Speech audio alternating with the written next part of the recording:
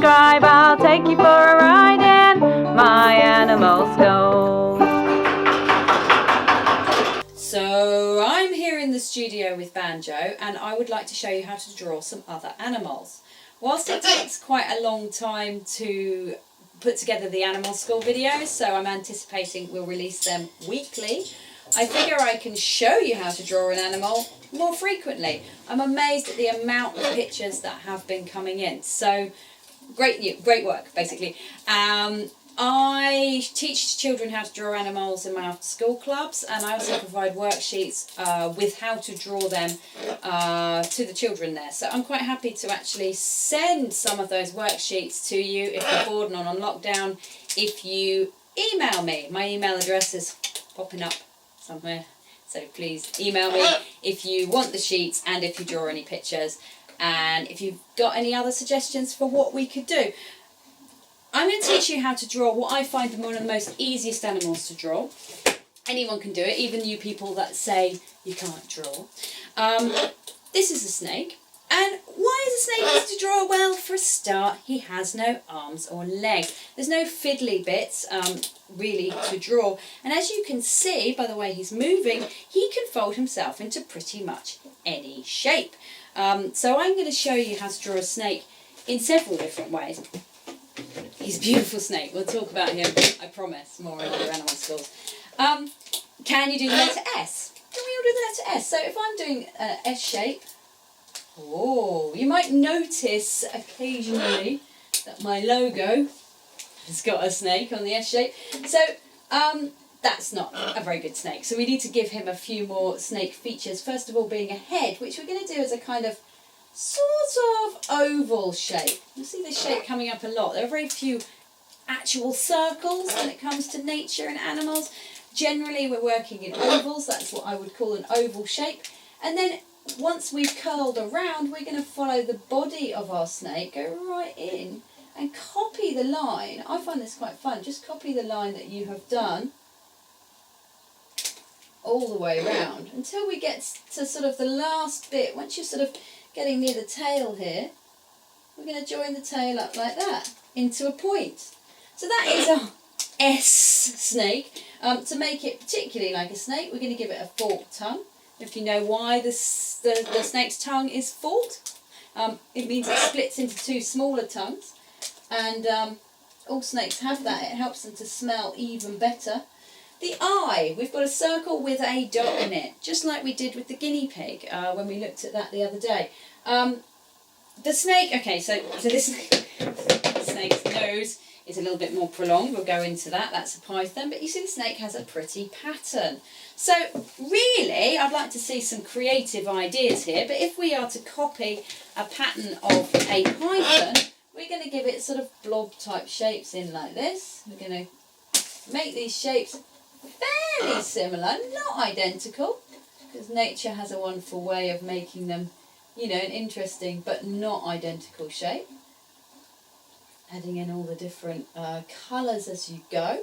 Obviously, Bruce here's colours are a kind of olive and a black colour, which is interesting. Okay, so our python here, he's alright, but he does look like the letter S, which most snakes don't. So if I want to draw him again, this time I'm going to change that S shape to be a bit more wavy. We're going to go back to the head like an oval, and we're going to follow this. Okay, we're going to go back over here to our shape. We're going to give him a oval shape. We're going to go all the way down and over. Okay, remember the eye, remember the tongue. This snake, we're going to turn this into a bit more of a king snake, which means that he's got different colour bands, normally red, black and white, the colour that we've filled this in. Those of you that have met Mario, my snake at the clubs, you know that he is red and white. Some of you kids have drawn him. So, there's another snake. curled up snake. Okay, so if our snake is curled up, again, we're going to do a line and then we're going to come back to that line. Okay, so we've got our line like this. We're going to do the head of our snake like this. Oh, okay, and then we're going to go in.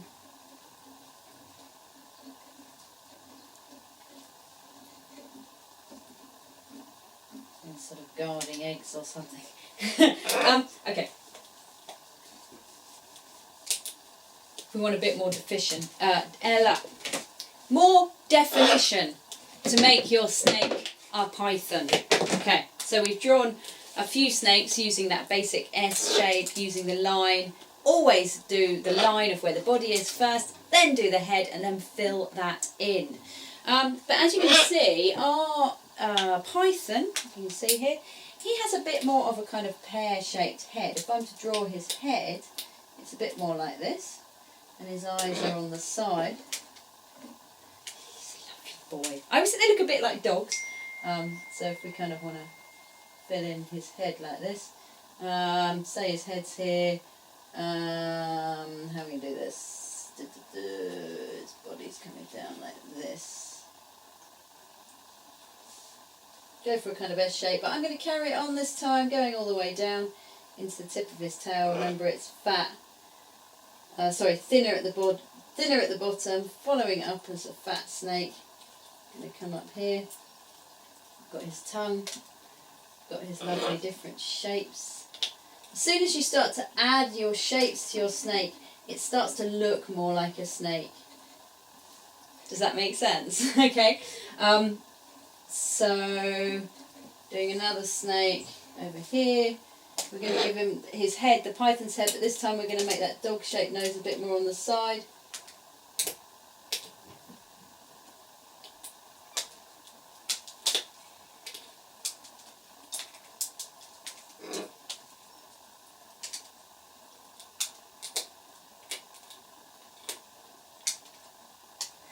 Yeah, we're starting to see a snake. So the original snake we did as just a sort of circle on the head, and that was fine. That was cool. I mean, I quite like that. But if we want to make it a python, we're going to do that more dog-shaped nose,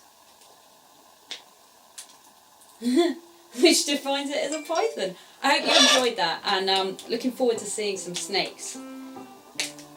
Let me know what you think. Bye.